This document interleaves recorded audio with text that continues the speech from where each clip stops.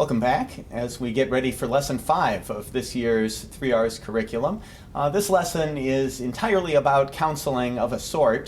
This is a lesson devoted to interactions with law enforcement that was added at the request of the Cleveland School District in the wake of the Tamir Rice episode.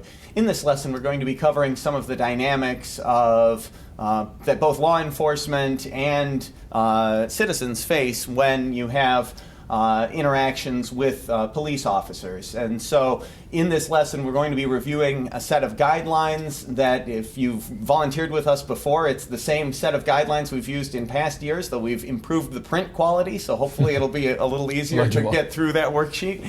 That is put together by a combination of law enforcement and civil rights organizations to present a balanced approach to how to deal with these kinds of encounters. And we review this lesson with public defenders who serve on our committee each year to make sure that the information is still up to date and appropriate. The name of the lesson is Police Encounters.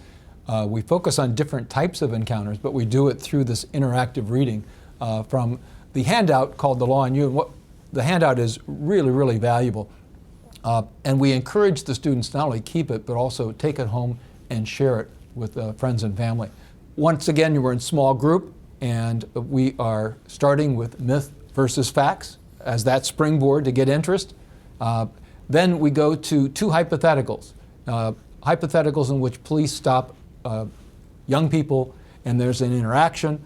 The students in the small group are asked to comment on that interaction. Then we go through the law on you and talk about the do's and don'ts. What you should do when you're stopped in a car. What should you not do? What if you're stopped on the street? What should you do and not do? It's not as simple as you might think. Some of the things you might think are the right thing to do are not the right thing to do.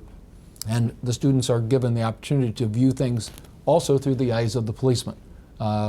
And understand how they may be viewing a situation differently than you are as a person being pulled over. So very practical advice, very important advice that we give in this lesson. Then one of the things that we really know is important is not just to talk about what your rights are. What are your remedies? If you believe your rights have been violated, what things can you do? What are the administrative remedies?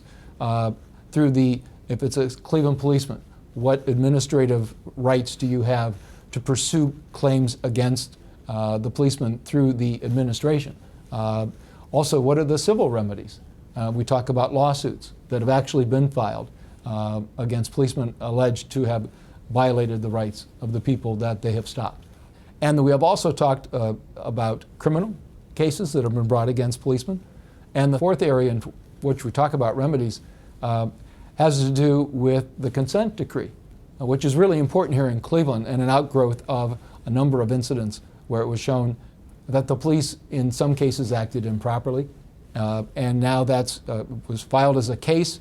It's now before Judge Oliver, and there's actually a consent decree, which is an agreement as to how to proceed to resolve these problems. So I think the kids will get a very good idea that if something is done that they don't think is proper, they have some rights and they have some remedies, as do their parents. Well, thank you again for being a part of this program and for being a part of this very important lesson.